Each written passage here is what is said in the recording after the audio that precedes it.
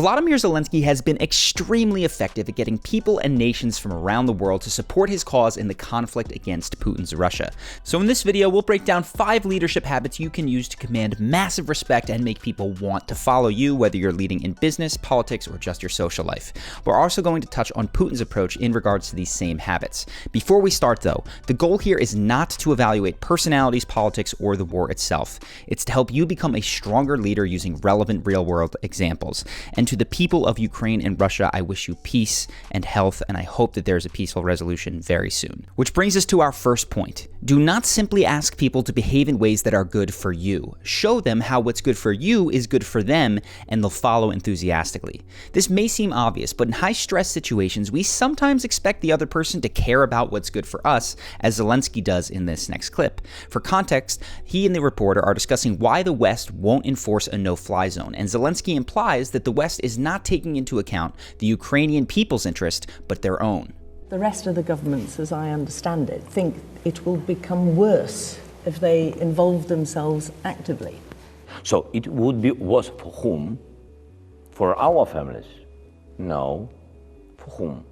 For them? Now, Zelensky's implication is on the money. The West cares primarily for its own interests. But when trying to motivate anyone to do anything, do not point out their selfishness or shame them for it. That strategy won't change the fact that people tend to act in their own narrow self-interest, and it just makes them defensive. Instead, use the understanding that they will act in their own best interests to guide them towards mutually beneficial actions. Zelensky has done this with his references to a potential domino effect if Ukraine should fall, which is a much stronger tactic. To implement this in your own life, take time to review what you know the other person cares about before any important conversations, whether you're a teenager asking permission to go out for the night, or if you're a CEO asking someone to join your company. Then avoid the words, I want, I need, or I'd love, and instead try you'll get, followed by what you know they care about. Fulfill their desires through your plan, and you will wind up with emphatic support. Now, when speaking to people's interests, your best bet is to approach from 2 angles. Describe the heaven if they side with you and the hell if they don't. In his Instagram addresses, Zelensky has emphasized this, citing the heaven for those who come to Kiev and help. Кожен, хто з нами, отримує вдячність.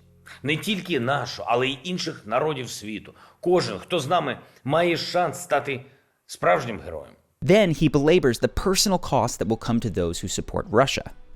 Если вы не выступите против войны, международное сообщество лишит вас всего. Всего, что вы заработали за долгие годы. This dual-sided approach is incredibly important for sustaining a position of leadership. If you just use the hell or negative motivation, you will shake someone out of their status quo, but you will not guarantee that people actually follow you, just that they change something. It's the heaven or positive motivators that make them specifically move towards your suggested course of action. Putin's approach illustrates this because he has clearly alluded to the hell of nuclear war should the no-fly zone be implemented. Потенциал Объединенной Организации НАТО и России несопоставим. Мы понимаем. Но мы также и понимаем, что Россия одна из ведущих ядерных держав. Победителей не будет. И вы окажетесь втянутыми в этот конфликт помимо своей воли. But Putin hasn't attempted to describe a positive outcome should the US align more closely with him. The lack of positive motivators has been a hallmark of communication between the US and Putin, going both ways, and it's why the US has yet to enforce that no-fly zone, but hasn't stopped supporting Ukraine in other ways. So in your own life, use both. A great example of quickly hitting on both in a more normal context is Steve Jobs' appeal to John Sculley when he was joining Apple. It's a framework that you can use if you're ever trying to get someone to join your organization. He said, do you want to sell sugar water for the rest of your life? Or do you want to come with me and change the world? And I just gulped. I knew I would wonder for the rest of my life, what I would have missed. This takes us to the third habit. Give your followers a high reputation to live up to, even if they've only just begun to earn it. This habit is about seeing the beginnings of positive character traits and calling them out before they have fully developed. It's about catching people doing noble things and highlighting those acts. For instance, Zelensky said the European leaders who came to Kyiv demonstrated real leadership and called them courageous even though they were nowhere near his level of risk-taking. When asked about his feelings on the youth of the world rallying around the Ukrainian cause, he said this. Люди, вони повноцінні, свободні і дуже сильні. І всі перемоги, всі витримати все, пройти скрізь вогонь, воду, як то кажуть, і саме завдяки таким людям. Now, another leader might have reasonably said that the performative stances on social media were too small, that more needed to be donated rather than posted about in order to make a genuine impact. But counterintuitively, people are more likely to take big, helpful steps when they've been praised for small ones, not chastised for them. Putin seems to recognize this as well, praising the bravery of Russian soldiers as citizens prepare for the impact of sanctions. А если надо, то как родного брата прикрывают своим телом от пули на поле боя. In your life, people won't always impress you, though. You will be frustrated with people's effort or results at some point. In these situations, rather than criticize in the heat of the moment, take all your frustrations and speak or write them out. Vent privately. In conversation with them, note any ways that they're living up to a positive reputation, and then give clear, direct feedback on what behavior you would like to see changed without criticizing it. Notice how Zelensky does this without getting heated or calling names in regards to citizens sharing details on social media that compromise the military's effectiveness. Будьте, будь ласка, мудрими. Не публікуйте деталі роботи нашої протиповітряної оборони. Не оприлюднюйте, будь ласка, мапи, які знаходите у покинутій російській техніці. A close cousin to this is our fourth point, which is when you're praising people, it is much more effective if done publicly. Zelensky has done an excellent job on social media of highlighting those who have helped the Ukrainian cause, from Meta to Elon Musk to the specific Ukrainian soldiers to whom he awards honors at the end of his addresses. This habit makes everyone who sees these addresses want to do more of what it takes to earn those honors, and they will work hard to do so. Now, it is true, you can get a similar effect by instilling a deep fear of making mistakes in the people around you. The problem with this approach is that you may get a tremendous amount of obedience and effort, but you're likely to stifle innovation and discourage people from telling you the truth. We may have seen the tip of that iceberg with Russia's spy chief as he addressed Putin with the demeanor of a man who would be obedient, but knew that the quote-unquote wrong answer would not be tolerated. Значит, в противном случае вы предлагаете начать переговорный процесс? Нет, я... Или признавать суверенитет их. А я